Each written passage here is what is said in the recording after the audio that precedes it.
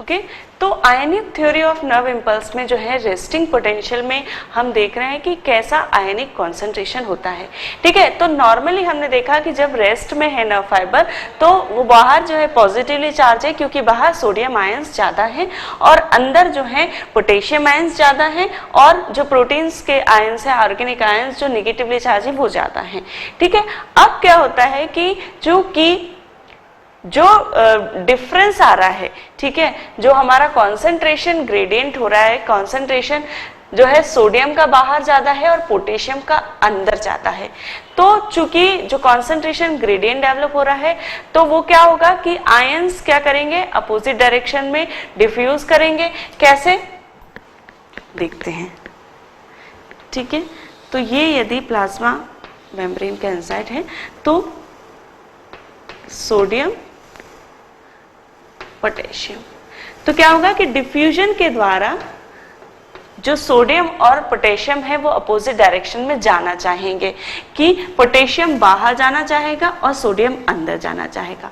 लेकिन क्या होता है कि जो प्लाज्मा मेम्ब्रेन होती है वो सोडियम के लिए परमिएबल नहीं होती ड्यूरिंग द रेस्टिंग पोटेंशियल, और वो पोटेशियम के लिए वो क्या होती है, वो होती है परमिएबल। तो क्या होता है कि सोडियम का जो मूवमेंट है वो बाहर की तरफ हो पाता है, और इस सोडियम की लीकेज के कारण there is more positive charge outside and more negative charge inside।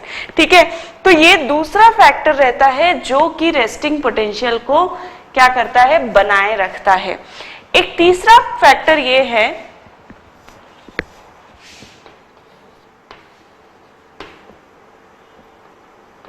Concentration gradient. पहले तो जो है ग्रेडियंट या डिफरेंस आउटसाइड एंड इनसाइड, दूसरा जो है more permeability for potassium ions,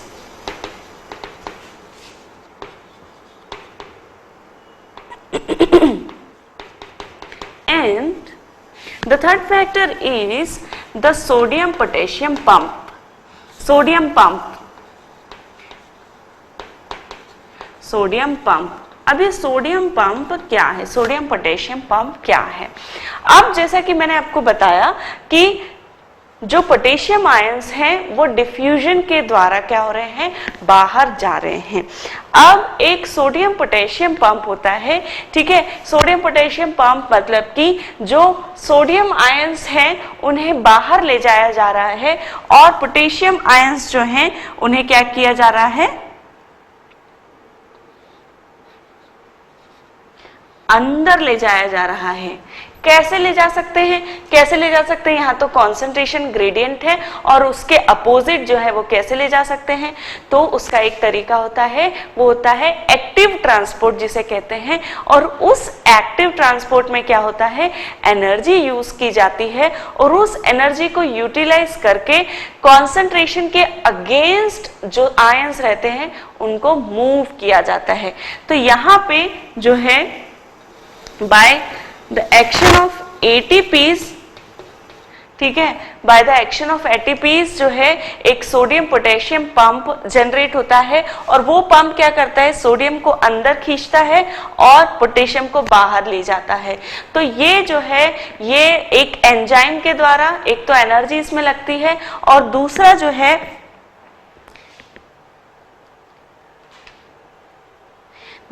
है एक एंजाइम होता है सोडियम पोटेशियम डिपेंडेंट एडिनोसिन ट्राइफॉस्फेटेज। ठीक है, तो ये जो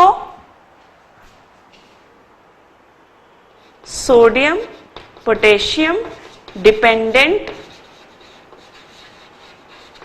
एडिनोसिन ट्राइफॉस्फेटेज, तो ये जो फॉस्फेटेज है ये एंजाइम होता है, और इस सोडियम पोटेशियम पंप के थ्रू, सोडियम पोटेशियम पंप इसे कहा गया है एक्टिव ट्रांसपोर्ट को, इस पंप के थ्रू क्या होता है कि against the concentration sodium ions का मूवमेंट और पोटेशियम आयंस का मूवमेंट होता है। अब ये जो तीनों फैक्टर्स हैं, ठीक है, पहला फैक्टर्स तो ये कि नॉर्मली क्या कॉन्सेंट्रेशन रहता है रेस्टिंग के टाइम पे, दूसरा ये कि अब इस रेस्टिंग पोटेंशियल को मेंटेन कैसे रखा जाए। तो दूसरा जो होता है ये होता है कि जो प्लाज्मा मेम्ब्रेन है वो इम्परमेबल होती है सोडियम आयंस के लिए। और द थर्ड फैक्टर इज कि सोडियम पोटेशियम पंप होता है, जिसमें कि जो सोडियम है वो बाहर ले जाए जाते हैं किसके द्वारा, एक्टिव ट्रांसपोर्ट के द्वारा। तो ये जो तीन फैक्टर्स रहते हैं ये क्या करते हैं कि इस रेस्टिंग पोटेंशियल को मेंटेन रखते हैं। और जो ये रेस्टिंग पोटेंशियल है जब ये डिस्टर्ब होता है, जब ये अल्टर होता है, तब नर्व इंपल्स जनरेट होती है।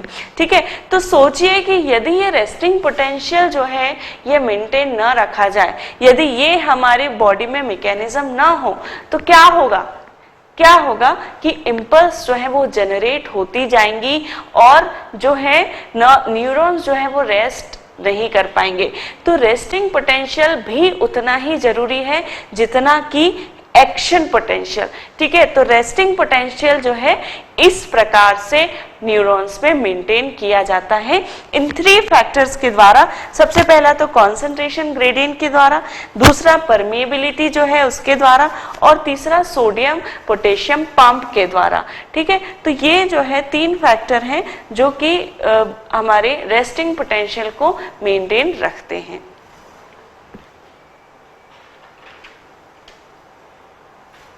ओके, तो अब हम पढ़ेंगे रेस्टिंग पोटेंशियल जो है हमने पढ़ लिया। अब जनरेशन ऑफ इंपल्स कैसे होता है, डीपोलराइजेशन कैसे होता है, this is the polarization, this is the polarized nerve fibre, और दिस इज द डीपोलराइज, कि इसकी पोलैरिटी को हमने रिवर्स कर दिया।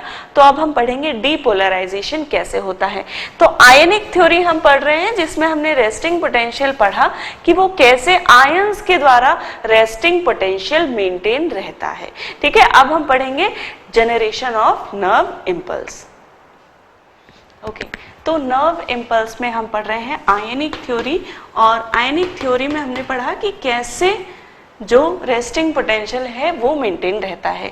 अब हम देख रहे हैं कि जनरेशन कैसे हो रहा है इंपल्स का, जनरेशन ऑफ इंपल्स हम पढ़ेंगे। और इंपल्स जनरेशन में सबसे पहला जो होता है डीपोलराइजेशन हम पढ़ेंगे कि कैसे आयंस जो है वो डीपोलराइजेशन करते हैं। ठीक है,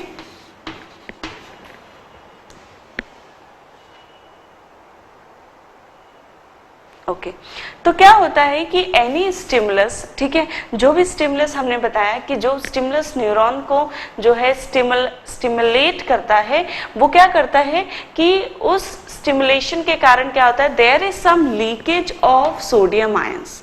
ठीक है, वो क्या करता है, लीकेज कॉज करता है of sodium ion through the membrane. ठीक है, तो मेम्ब्रेन से जो है, मेम्ब्रेन में जो है लीकेज करता है, बाहर से अंदर की तरफ सोडियम आयन जो है कुछ लीक हो जाते हैं स्टिमुलस के कारण। और उस लीकेज ऑफ सोडियम आयंस के कारण क्या होता है कि जो ये रेस्टिंग पोटेंशियल था, ये जो आयनिक डिफरेंस था, जो ये पोलराइज्ड थी मेम्ब्रेन, वो क्या होता है, ये पोलराइजेशन डिस्टर्ब होता है, अल्टर होता है, और इसके कारण और सोडियम आयंस जो हैं वो अंदर की तरफ आते हैं। ठीक है, तो ये जो लीकेज ऑफ सोडियम आयन है ड्यू टू सम स्टिमुलस, ठीक है, कुछ स्टिमुलस जो है जो कि स्टिमुलेट करता है नर्व फाइबर को, that causes a leakage of sodium ions, and that leakage of sodium ion that causes a alteration in the alteration of concentration gradient. और इस अल्टरेशन के कारण क्या होता है कि और सोडियम आयंस जो हैं वो अंदर आते हैं। अब ये जो अल्टरेशन होता है, ये लीकेज होता है, और ये कॉन्सेंट्रेशन का जो आयन जो डिफरेंस होता है, ये एक चैनल को, एक गेट का जो सिस्टम है जिसे कहा गया है वोल्टेज गेटेड आयन चैनल।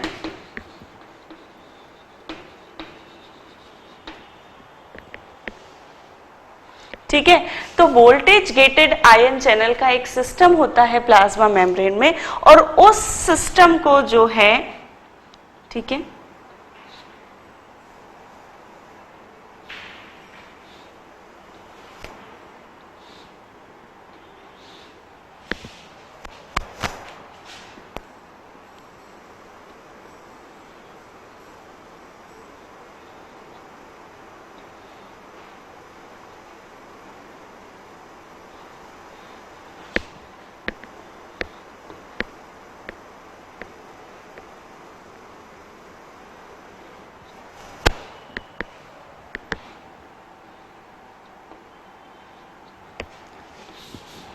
ठीक है।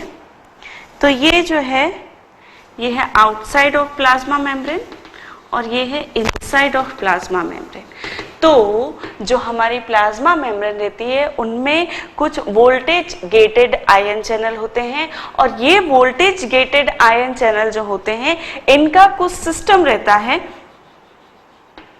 कि जब रेस्ट में रहती है मेम्ब्रेन, जब रेस्टिंग पोटेंशियल रहता है मेम्ब्रेन का, तो क्या होते हैं कि बोथ, तो ये जो आयन गेटेड चैनल होते हैं ये सोडियम और पोटेशियम के लिए अलग अलग होते हैं।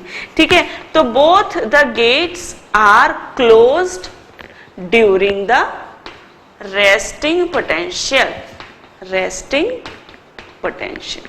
ठीक है, क्या हो रहा है कि ये जो गेट रहते हैं these are the gate into the plasma membrane. तो ये जो है this is for sodium and this is for potassium. तो क्या होता है कि जब रेस्टिंग पोटेंशियल रहता है तो दे आर बोथ क्लोज्ड। ठीक है, ये जो हम देख रहे हैं this is in the resting potential. ठीक है, जबकि कोई भी क्या हो रहा है, सोडियम का कोई और पोटेशियम का कोई मूवमेंट इनसाइड नहीं हो रहा है, बाहर से अंदर की तरफ या अंदर से बाहर की तरफ कोई नहीं जा रहा है। लेकिन क्या होता है कि जब डीपोलराइजेशन होता है तो क्या होता है,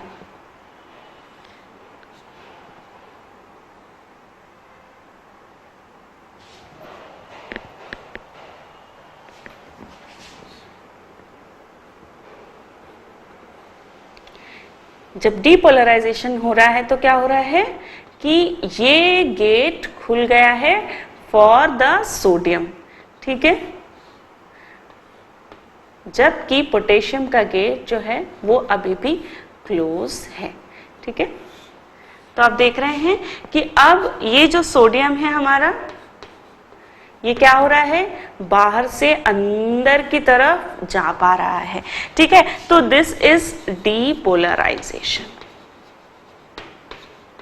क्या हो रहा है कि जब कोई स्टिमुलाई आता है, ठीक है, जब जो हमारे न्यूरॉन्स रहते हैं वहां पे कोई मैकेनिकल या केमिकल स्टिमुलस आता है, ये स्टिमुलस कैसे होते हैं ये हम पढ़ेंगे आगे। ठीक है, तो ये जो स्टिमुलस होते हैं जो कि स्टिमुलेट करते हैं नर्व फाइबर को, ये क्या करते हैं कि they causes some leakage of sodium ion. और ये जब सोडियम आयन लीकेज होते हैं, जब बाहर से एक्स्ट्रा सेल्यूलर फ्लूइड से अंदर आ जाते हैं एक्सॉन के, तो ये क्या करते हैं, जो कंसंट्रेशन ऑलरेडी आयनिक चार्जेस था उसको अल्टर करते हैं और इस अल्टरेशन के कारण जो वोल्टेज गेटेड आयन चैनल होता है फॉर द सोडियम वो ओपन हो जाता है और ये क्या करता है, ये और सोडियम को अंदर की तरफ आने के लिए क्या करता है, एनकरेज करता है। और इन गेट्स के थ्रू सोडियम आयंस का जो मूवमेंट है वो फ्रॉम द आउटसाइड अंदर आने लगते हैं।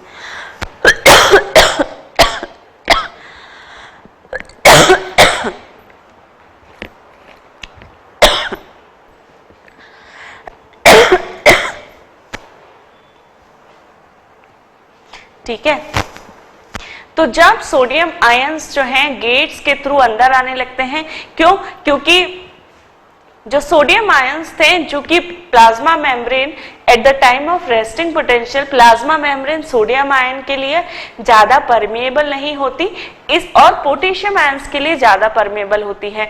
तो सोडियम आयंस ज्यादा अंदर नहीं आ पाते जितने की पोटेशियम आयन बाहर जा पाते हैं। ठीक है, इस कारण से ये जो कॉन्सेंट्रेशन डिफरेंट रहता, आयनिक डिफरेंट रहता है, डिफरेंस रहता है वो मेंटेन रहता है। लेकिन जैसे ही गेट्स ओपन होते हैं, voltage gated ion channel open होते हैं फॉर द सोडियम, तो सोडियम तुरंत अंदर जाने लगता है और जो चार्ज है वो रिवर्स हो जाता है। ये जो चार्ज है ये डीपोलराइज में बाहर मोर नेगेटिव हो जाता है और अंदर मोर पॉजिटिव हो जाता है। और इस कारण इस चीज को जो चेंज हुआ है इसे हम डीपोलराइजेशन या एक्शन पोटेंशियल कहते हैं। ये किसी एट सम पॉइंट, ठीक है, पूरे एक्सॉन में एट अ टाइम सिर्फ एक ही प्लेस पर जो है ये एक्शन पोटेंशियल जनरेट होता है। और ये जो है 1:1000 सेकंड के लिए ये इवेंट होता है, मतलब कि 1 सेकंड का जो है 1000 पार्ट जो है उतना टाइम के लिए सिर्फ ये डीपोलराइजेशन होता है और वापस रीपोलराइज्ड हो जाता है। ठीक है, अब वापस रीपोलराइजेशन में क्या होता है?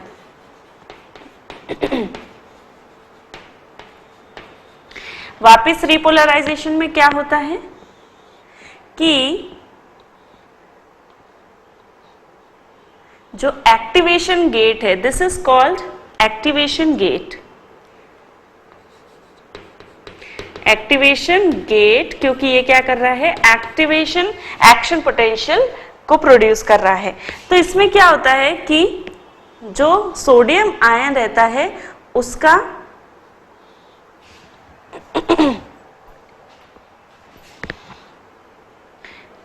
इनएक्टिवेशन गेट होता है। This is a inactivation gate.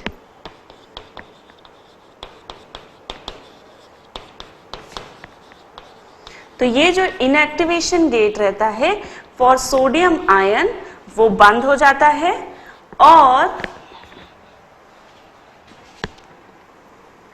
जो पोटेशियम आयन रहता है उसके लिए ये गेट ओपन हो जाता है और इसके कारण क्या होता है कि जो सोडियम आयन है वो अंदर नहीं जा पा रहा है, लेकिन जो पोटेशियम आयन है वो अंदर से क्या हो रहा है? बाहर की तरफ जा रहा है पोटेशियम आयन। ठीक है, और इसके कारण और साथ ही जो सोडियम पोटेशियम पंप हमने पढ़ा था, सोडियम पोटेशियम पंप वो वापस से वर्क करने लगता है और वापस से जो रेस्टिंग पोटेंशियल है वो प्रोड्यूस हो जाता है। ठीक है, और इस प्रकार से जो एक्सॉन है, जो न्यूरॉन है, वो वापस से रीपोलराइज्ड हो जाते हैं, उनकी पोलैरिटी वापस से वही आ जाती है जो पहले थी और इस स्थिति को रीपोलराइजेशन कहते हैं और इस प्रकार से जो रेस्टिंग पोटेंशियल है वापस से आ जाता है। ठीक है, तो ये डीपोलराइजेशन पढ़ा हमने और उसके बाद पढ़ा रीपोलराइजेशन।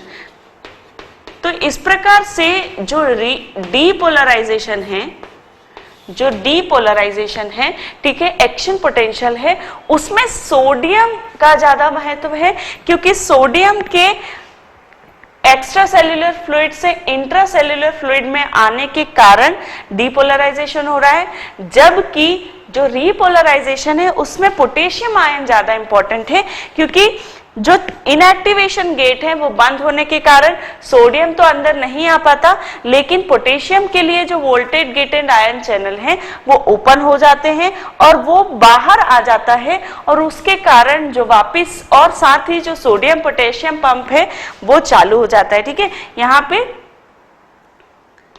सोडियम पोटेशियम पंप के थ्रू क्या हो रहा है?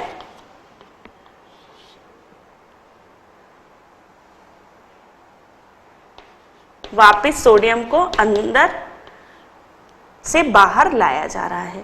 ठीक है, तो this is the sodium potassium pump और इस प्रकार वापस से रीपोलराइज्ड हो जाती है, जो प्लाज्मा मेम्ब्रेन है वो रीपोलराइज्ड हो जाती है और जो रेस्टिंग पोटेंशियल है वो वापस से हो जाता है। ठीक है, तो ये जो डीपोलराइजेशन है ये 1 सेकंड में, 1 सेकंड का 1000 टाइम के लिए जो है, 1 सेकंड का यदि 1000 पार्ट देखें हम तो सिर्फ उतने समय के लिए जो डीपोलराइजेशन है वो बना रहता है।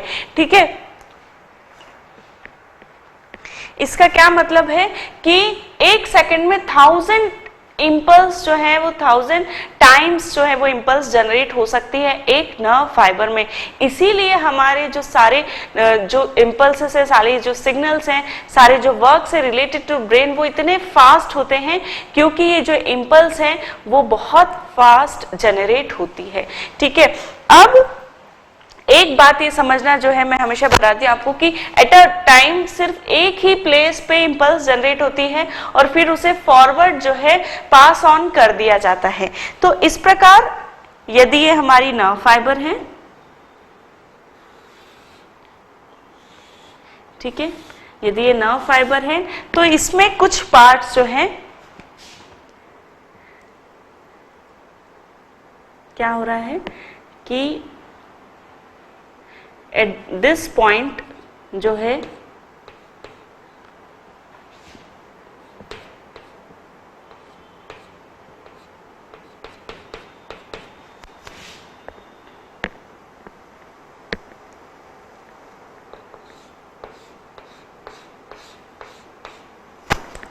ठीक है, तो ये जो है ये है क्या है, डीपोलराइज्ड, ये वाला पार्ट। और फिर क्या होता है कि ये इंपल्स आगे बढ़ती है, तो आगे बढ़ेगी तो क्या होगा,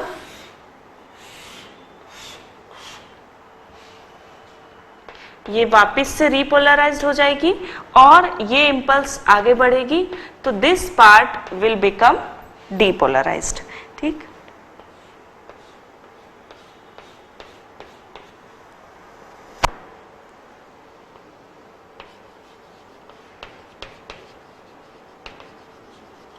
ठीक है, एंड देन अगेन ये इंपल्स फर्दर जो है पहुंच जाएगी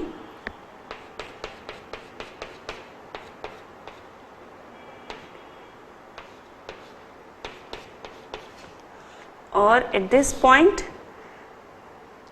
दिस पार्ट इज डीपोलराइज्ड। ठीक, तो इस प्रकार जो है ये डीपोलराइजेशन जो है, ये जो एक्शन पोटेंशियल है वो क्या होता है, यहाँ पे डीपोलराइज होके फिर आगे बढ़ता जाता है और आगे बढ़ता जाता है, और जो पीछे का हिस्सा है वो वापस से यहाँ आप देख रहे हैं रीपोलराइज्ड हो रहा है। तो ये जो डीपोलराइजेशन है जस्ट दिस टाइम के लिए ये रीपोलराइज होता है और फिर वापस जो है रीपोलराइज हो जाता है, डीपोलराइज होने के बाद वापस से रीपोलराइज हो जाता है और जो वेव है, जो एक्शन पोटेंशियल है वो आगे फॉरवर्ड कर दिया जाता है। और इसीलिए ये जो इंपल्स है ये जनरेट होती है इन अ फॉर्म ऑफ वेव। ठीक है, तो इसीलिए ये वेव के फॉर्म में जो है हमारी नर्व इंपल्स जनरेट हो पाती है, क्योंकि डीपोलराइजेशन और रीपोलराइजेशन जो है वो वन बाय वन होता रहता है। ठीक है, तो दिस इज अ डीपोलराइजेशन और रीपोलराइजेशन। जो दूसरा इवेंट था ये हमने पढ़ा रीपोलराइजेशन, जिसमें कि क्या होता है कि इनएक्टिवेशन गेट्स जो हैं सोडियम के लिए बंद हो जाते हैं और पोटेशियम के लिए खुल जाते हैं, और उसके कारण फिर और सोडियम पोटेशियम पंप वापस वर्क करने लगता है, तो इसलिए वापस से मेम्ब्रेन का आयनिक कंसंट्रेशन रीपोलराइज हो जाता है और रिवर्स हो जाता है। ठीक है, तो ये जो है हमने देखा डीपोलराइजेशन एंड रीपोलराइजेशन। ओके, तो नर्व इंपल्स जनरेशन की यदि हम समरी देखें, ठीक है, point two point in flow chart यदि हम देखें तो कैसा जो है नर्व इंपल्स जनरेट होती है। तो सबसे पहले एक स्टिमुलस जो है नर्व फाइबर को आता है, ये स्टिमुलस जो है ये कॉज करता है leakage of sodium ion. Leakage of sodium ion होने से क्या होता है, जो कॉन्सेंट्रेशन जो मेंटेन था वो अल्टर होता है और इसलिए परमेबिलिटी भी अल्टर होती है। ठीक है, increase permeability of plasma membrane to sodium ions. Sodium ions के लिए परमेबिलिटी बढ़ गई, क्यों, क्योंकि जो एक्टिवेशन गेट्स थे वो ओपन हो गए। ठीक है, यहाँ पे यदि हम चार्जेस जो हैं, ये रेस्टिंग पोटेंशियल है और ये है एक्शन पोटेंशियल, जिसमें सोडियम आयंस के आने के कारण क्या हो रहा है, चार्जेस जो हैं वो चेंज हो रहे हैं और इसमें फिर से रीपोलराइजेशन हो गया। ठीक, ओके, सो व्हाट हैपेंस कि प्लाज्मा मेम्ब्रेन जो है वो सोडियम आयन के लिए ज़्यादा परमेबल होने लगी, तो जो एक्स्ट्रा सेल्यूलर फ्लूइड से वहाँ से अंदर सोडियम आयंस आने लगे और उस एंट्री ऑफ सोडियम आयंस, ठीक है, सोडियम आयंस जो है वो अंदर आने लगे और उसके कारण entry of sodium ions causes reverse polarity, और रिवर्स पोलैरिटी के कारण क्या हुआ, डीपोलराइजेशन हो गया। ठीक है, अब क्या होता है कि जो सोडियम आयंस हैं बाहर से जब अंदर आते हैं तो क्या होता है कि ये जो पोलैरिटी है, सबसे पहले तो इक्वल आयनिक जो चार्जेस हैं वो इक्वल होते हैं। ठीक है, अभी तो अपोजिट है, और फिर जब ये आयंस जो सोडियम आयंस अंदर आने लगते हैं तो ये पहले तो जीरो होता है, जो वोल्टेज डिफरेंस है वो जीरो होता है। ठीक है, तो पोटेंशियल जो है वो पहले जीरो होगा। ठीक है, उसके बाद ये प्लस होता जाता है। पहले जब रेस्टिंग पोटेंशियल रहता है, तो उसमें रेस्टिंग पोटेंशियल में जो चार्ज होता है वो -50 to 100 मिली वोल्ट होता है। ठीक है, -50 to 100 मिली वोल्ट। और जब डीपोलराइजेशन होता है तो ये +40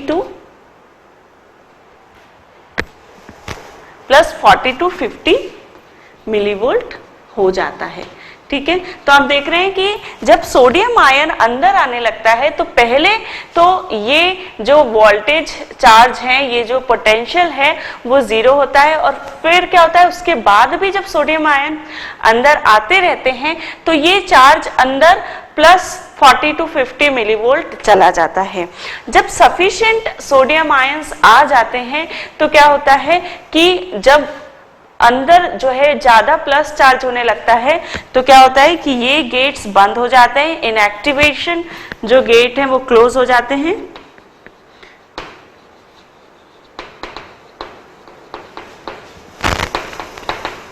और इनएक्टिवेशन गेट के कारण क्या होता है, सोडियम जो है वो और अंदर नहीं आ पाता, और पोटेशियम जो गेट है, closing inactivation get for sodium and opening of get for potassium, और पोटेशियम के खुलने के कारण पोटेशियम अंदर आने लगता है।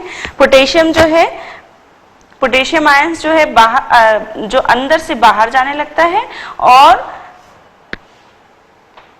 सोडियम आयंस जो है, sodium potassium pump work again.